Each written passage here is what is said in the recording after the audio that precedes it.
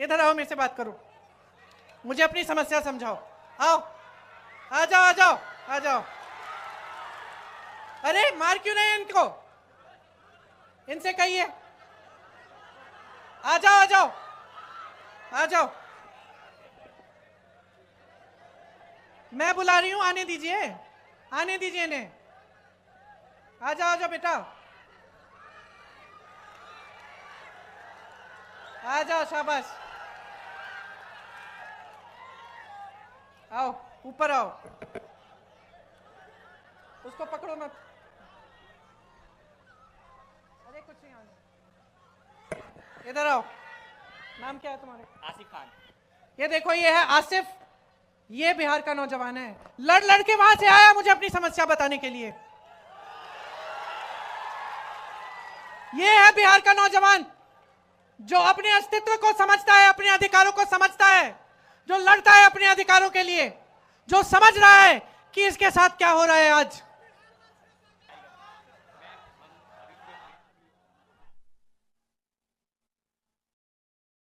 सुनिए, ये क्या बता रहे हैं मुझे कि इनके भाई ने नीट का एग्जाम दिया और उनके जैसे जो अभी एसएससी का एग्जाम, एसएससी का एग्जाम हुआ, उन्होंने काफी नौजवानों ने वो एग्जाम दिया और ये मुझे बता रहे हैं कि जिस तरह से रिजल्ट आ रहे हैं उससे दिख रहा है कि फिर से पेपर लीक हुआ है।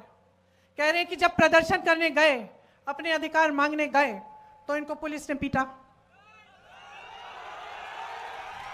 कि प्रशासन ने दबाने की कोशिश की। जैसे यहां पे जब अपनी बात करने लगे तो आपने इनको रोका। पुलिस वाले मेरे साथी हैं, आपकी गलती नहीं है, आपकी गलती नहीं है, आप अपनी ड्यूटी कर रहे हैं। आपको बताया गया है कि आपकी ड्यूटी जनता की आवाज को दबाना है, यह बताया गया है, क्योंकि आपकी सरकार है वो ऐसी सरकार है जो जनता की आवाज सुनना नहीं चाहती है। मैं आपको एक बात बताना चाहती हूं, मेरे बचपन की बात है। मेरे पिताजी प्रधानमंत्री थे, मैं उनके साथ अमेठी गई, अमेठी उनका संसदीय क्षेत्र था, बैठ जाइए आप। मैं उनके साथ अमेठी गई, छोटी सी थी, 10-12 साल की थी, पीछे पीछे चलती थी।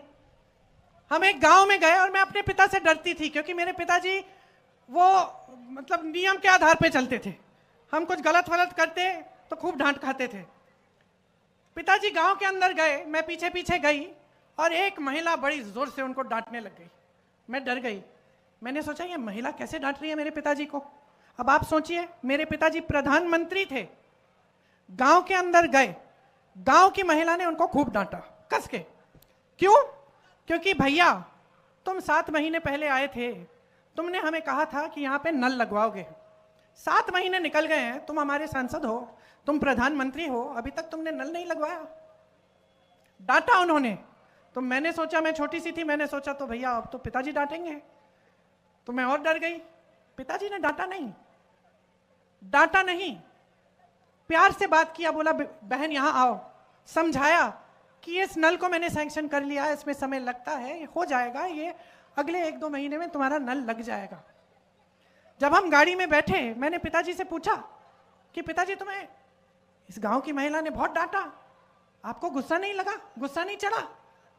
कहते हैं बिल्कुल नहीं चढ़ा बेटी, क्योंकि ये मेरा कर्तव्य है और जब वो मुझे डांटती हैं तो वो सही करती हैं, उनका अधिकार है, मेरा कर्तव्य है उनके लिए काम करना, मैं उनका सेवक हूं।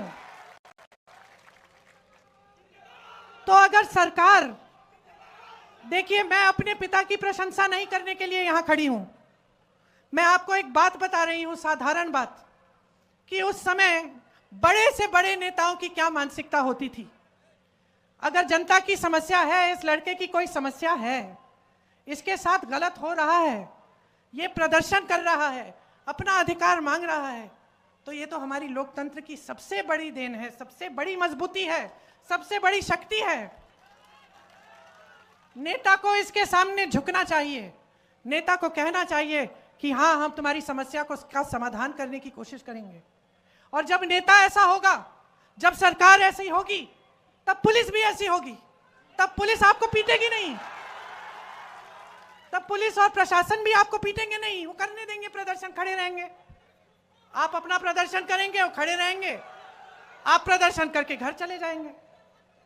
तो इनकी गलती नहीं है, ये भी अपनी ड्यूटी कर रहे हैं क्योंकि इनकी सरकार इनको कह रही है कि जाओ दबाओ इस प्रदर्शन को। तो समझ लीजिए कि बदलाव आपको हर स्तर पर चाहिए, आपको हर स्तर पर लाना है। आपको मानसिकता का बदलाव चाहिए, आपको सरकार जैसे चलती है उसमें बदलाव चाहिए, आपको भ्रष्टाचार खत्म कराने के लिए बदलाव चाहिए, आपको विकास लाने के लिए बदलाव चाहिए, आपको अपने भविष्य को मजबूत बनाने के लिए बदलाव चाहिए। बदलाव लाइए, आपके हाथों में है, आपके ही हाथों में है। बिहार को शक्ति दीजिए।